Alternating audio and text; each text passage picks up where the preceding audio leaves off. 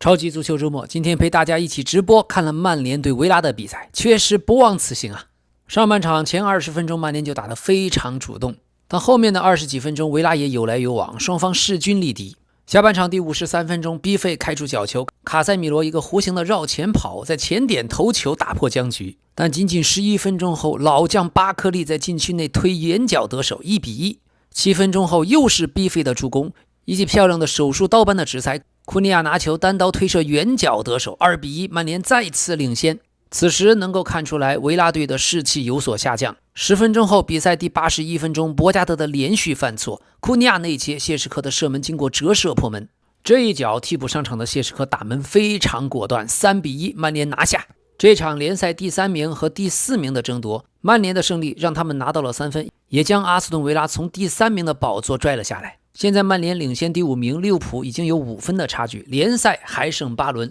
曼联进入明年的欧冠区前4名几乎是板上钉钉。反观维拉队，他们也吞下了从2023年以来的首次英超3连败。埃米里在接连输给了狼队、切尔西和曼联之后，彻底在争4争3的竞争中掉了链子，未来想继续保持在前4已经很难。而临时主教练卡里克上任以来，曼联在英超已经拿到了22分，是同期所有英超球队最多的。这7胜1平1负的成绩，卡里克在今年夏天扶正已经没有悬念。而今天曼联也连续在18场英超取得了进球，也是他们10年来从2013年以来最长的记录。过去的10年低谷，曼联球迷何等心酸。现在能够排在第3，赛季初在阿莫林的颓势下，谁能想得到？而伟大的逼费，他也达成了在红魔生涯第100个助攻的里程碑，成为英超时代的曼联第4人。排在他前面的分别有吉格斯的249次，鲁尼的127次，还有贝克汉姆的115次。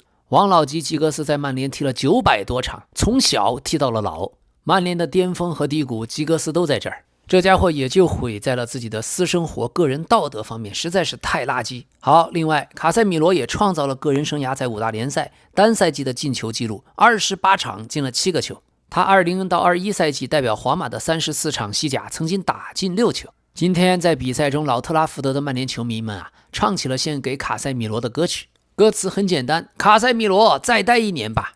随后，卡塞米罗的妻子安娜·玛丽安娜也在社交媒体晒出了球迷们合唱的歌曲，还配文道：感谢大家的支持。现在曼彻斯特的2支球队，曼城最差，人家现在还是第2，而曼联现在低谷中爬起来，刚刚爬到第3，再加上欧冠，曼城还没有被淘汰，理论上还有出现的可能性。但是结合瓜迪奥拉输球的场景，曼城的球迷现在心真是如死灰一样，曼联球迷的心情却是涅槃中重生。两队虽为邻居，两队的球迷心情却是迥异。在卡里克的带领下，红魔曼联充满了希望。在比赛中的打法确实很像10几年前福格森的红魔，进攻从不拖泥带水，酣畅淋漓。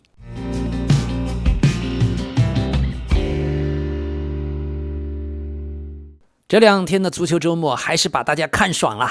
非常感谢大家对我的支持，也希望您能尽量把这个视频看完。感谢您的订阅、评论、点赞、分享和热推，咱们继续。卡里克执教英超的前6场主场全胜，在英超历史上，此前只有3位主教练做到过这一点，分别是2007年的埃里克森前9个主场全胜，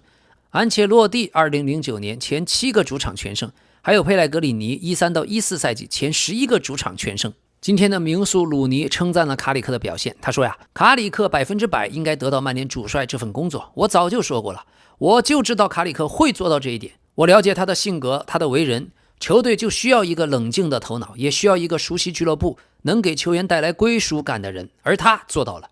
我们能看到曼联的球员们踢得更有水准，更像一个整体了，看起来是一支非常强大的球队。在我看来，搞不懂为什么要再次换帅。执教了这么多场比赛以来，卡里克是曼联所有主帅里胜率最高的，在我看来，他必须拿到这份正式工作。而卡里克赛后采访谈到了自己，也谈到了逼费的续约问题。卡里克说，关于俱乐部以及未来的发展，我很难参与太多，我可以说明确的一点是，逼费绝对不是我们想要失去的球员，但我真的无法预测夏天或是之后会发生什么，我很难谈得太远。但可以肯定的是，逼费对我们很重要，他绝对不是我们想要失去的球员。现在曼联的比赛中确实球如果不从逼费的脚下过一下，效果会差许多。而本赛季大逼哥的风评也是产生了翻天覆地的变化。过去有些球迷说 B 费不出，曼联难以复兴，但现在下赛季曼联有了欧冠资格了， B 费你真不应该走。另外，替补中锋谢什科今天同样是替补，但是2026年的英超他已经打入了7球，同期仅次于若昂佩德罗。电光火石之间，谢什科的射门非常的果断，非常有侵略性。个人觉得作为射手啊，嗅觉就是射门之前像今天一样，不要看球门，直接打就是了。总觉得谢什科还年轻，让他动脑筋怎么处理球啊，往往就容易抽象。本赛季他在曼联的进球数已经上双，而且近10场打入了8球。就这样的表现，谢什科还是曼联的替补，所以现在的中前场曼联真是美如画。有时候前人栽树后人乘凉，咱们也不能忘记前任主教练阿莫林在调教组织进攻方面的功劳。还有阿莫林帮着驱除了炸弹小分队，引进了姆波莫和库尼亚，再加上阿马德迪亚洛，曼联的新3叉戟加超级替补谢什科正处在自己的上升期。然后是他们的铁三角中场，当今世界足坛最佳前腰 B 费和双后腰卡塞米罗和梅努。今天 B 费给卡塞米罗的助攻也是本赛季英超一名球员给同一名队友助攻最多的一个。今天 B 费不仅是英超送出了16个助攻，而且给卡塞米罗也是本赛季他给卡塞米罗的第5次助攻，这个数字也是本赛季英超一名球员为同一名队友助攻最多的。这2位可爱的老将赛后还在打嘴巴仗。 B 费说呀，我也不知道为什么我给卡塞米罗本赛季那么多助攻，我告诉卡塞米罗只要有机会我就助攻他，他现在有7个进球，而我助攻了他5次，所以我告诉卡塞米罗他也应该给我奖金，而他却说应该我给他奖金，因为是我助攻了他。哈哈，但我非常高兴能和卡塞米罗有很好的配合，他在场上的跑动非常聪明。上半场他就告诉我他希望在对方的防线前接球，下半场当我发角球的时候，我告诉他我会把球传到哪儿，他就跑到正确的位置，球刚好到那儿，他的时机很完美，投球技术也非常好，这让我很高兴他能进球。虽然我得到了助攻，但更让我高兴的是卡塞米罗在为我们进球。那么好的，B 费在单赛季英超联赛还没踢完，现在已经超过了贝克汉姆的记录，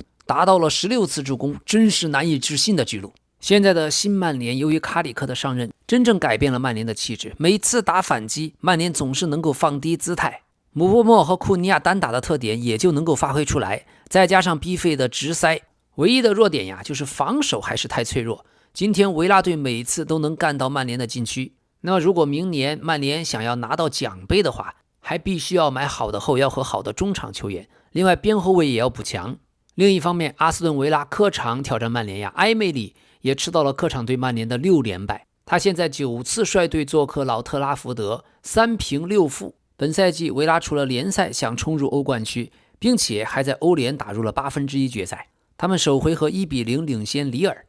下一轮主场作战，如没意外，今年维拉有很好的机会冲击欧联杯的冠军。而我比较赞成评论员保罗·莫森的看法，维拉虽然仍然领先第5名利物浦2分，领先第6名切尔西3分，但到了赛季末尾维拉很可能拿不到第4、第5。建议埃梅里不妨就在欧联杯中好好冲一下。好，另一场热刺保级大战，利物浦坐镇主场，开场18分钟又是索博斯洛伊的直接任意球，球速极快，直窜死角，利物浦1比0领先。比赛一直到了第90分钟，热刺才由穆阿尼使劲扛开了范戴克送出助攻，里沙利松推射破门，1比1绝平。这金子般的进球也让热刺避免了和降级区的西汉姆联队同积29分，目前第16名热刺30分，17名诺丁汉森林29， 18名西汉姆联29分。这3个队目前的保级大战异常激烈，估计会到最后一轮才能见分晓。但是另一方面，进入26年以后，英格兰的前4级别联赛只有2支球队还没有获得过胜利，热刺就是其中之一，另一支是谢周三。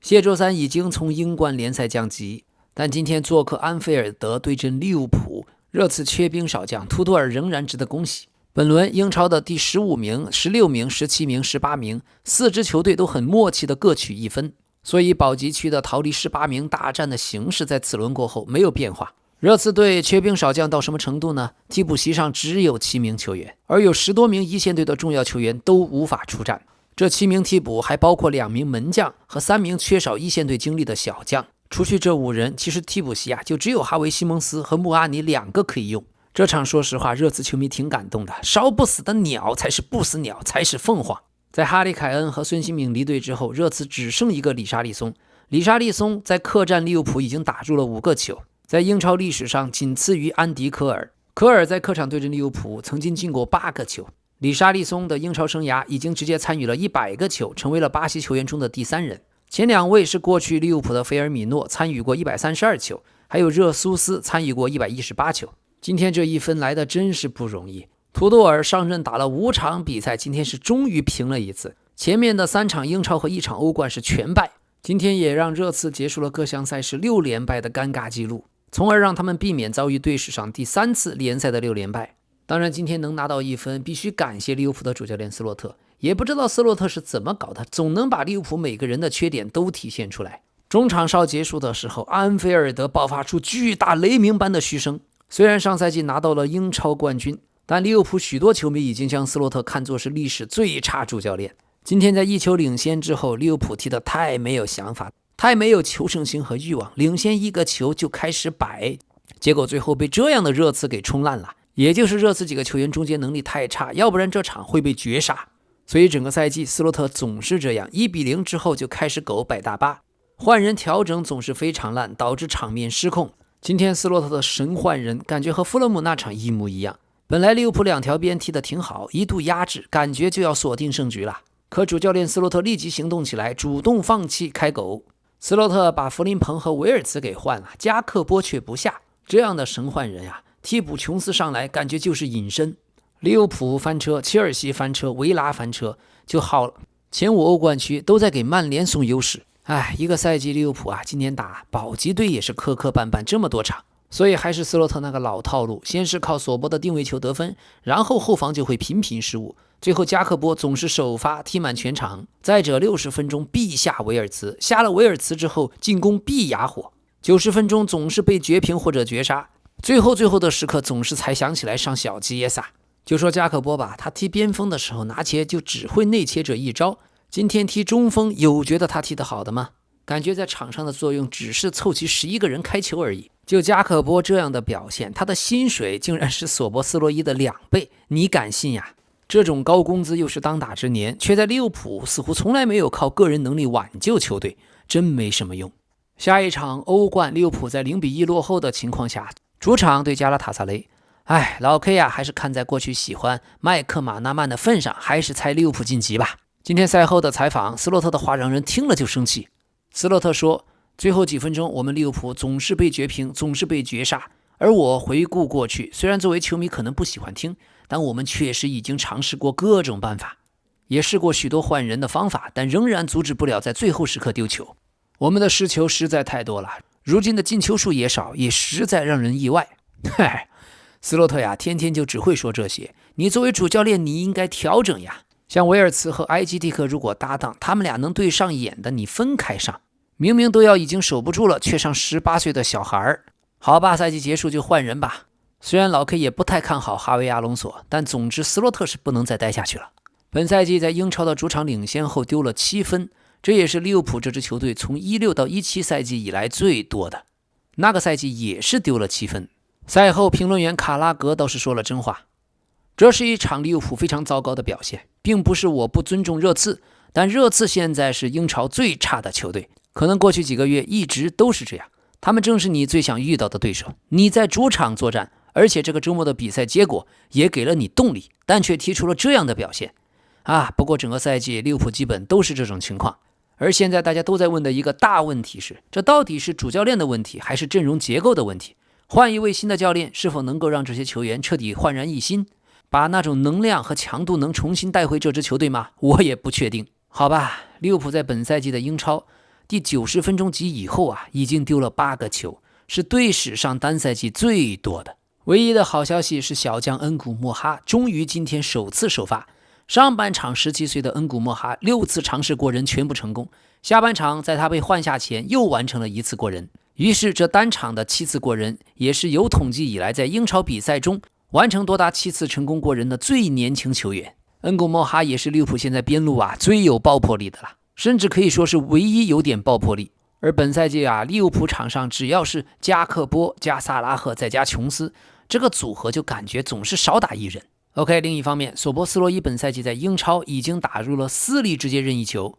这是利物浦球员在单赛季英超联赛打入任意球最多的记录，而且整个英超的历史只有00到01赛季的贝克汉姆，还有01到02赛季的洛朗、罗伯托都打入过5个直接任意球。不知道最后的几场比赛呀，索博能不能再有进账？本赛季联赛，索博只主罚过1次点球，却罚丢了，当时击中了横梁。所以索博现在真是拿任意球当点球踢，反而点球还不太好。还有老将范戴克，他今天也是迎来了在利物浦的第264次英超出场，而且全部是首发出战，这也是英超历史上为单一俱乐部出战从未替补登场的并列最多场次，追平了代表谢周三的戴斯沃克，同样是264场。更恐怖的是，范戴克基本是场场打满90分钟。好，西甲这边的冠军争夺，巴塞罗那5-2狂胜塞维利亚。开场仅9分钟，坎塞洛突入禁区造了点球，拉菲尼亚帅气潇洒地打入了一个勺子点球，1-0。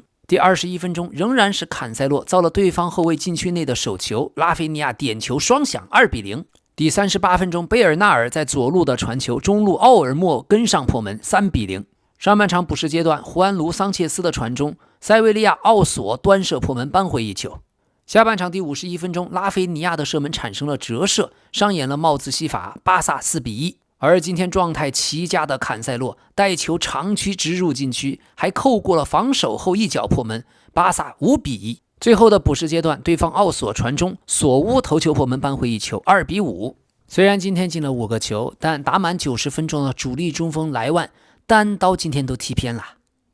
岁月不饶人，英雄迟暮，确实年龄太大了，下赛季的阵容估计没有莱万了。而亚马尔由于发烧刚刚好，今天好不容易休息了一下，最后的20分钟还把他换上来找了找球感。主要是欧冠1/8决赛次回合对纽卡斯尔，这场球还是硬骨头，很难啃。关键是巴萨前场美如画，后场烂如泥。联赛冠军老 K 觉得大概率能够拿下，可是欧冠能走到哪儿就真的不好说，还得一场一场的踢，一场一场的看。好，今天拉菲尼亚上演帽子戏法以后，单赛季巴萨已经有4名球员上演了帽子戏法，也是本世纪以来的第一次。分别有莱万的帽子戏法，还有费兰托雷斯、亚马尔和今天的拉菲尼亚。不过现在最好的消息是，关键时候坎塞洛迎来了爆发。在他租借转会过来之后，老 K 一直在呼吁坎塞洛是个硬角色呀。他除了脾气不太好，不管到哪个球队总能是最值得信赖的中流砥柱，要突破有突破，要传球有传球。最恐怖的是左边右边都可以打。回到葡萄牙队，左边如果用门德斯，坎塞洛还有可能打右边后卫。现在想想，总监德科把他租借过来也是神之一手，再加上本身他对巴塞罗那的回归意愿就非常强，希望夏天31岁的坎塞洛能够买断，在巴萨起码还能踢3年。好，今天比赛第82分钟，重伤之后久违了的加维终于替补出场换下拉菲尼亚。他上一次代表巴塞罗那还是去年8月23日客场对莱万特的比赛。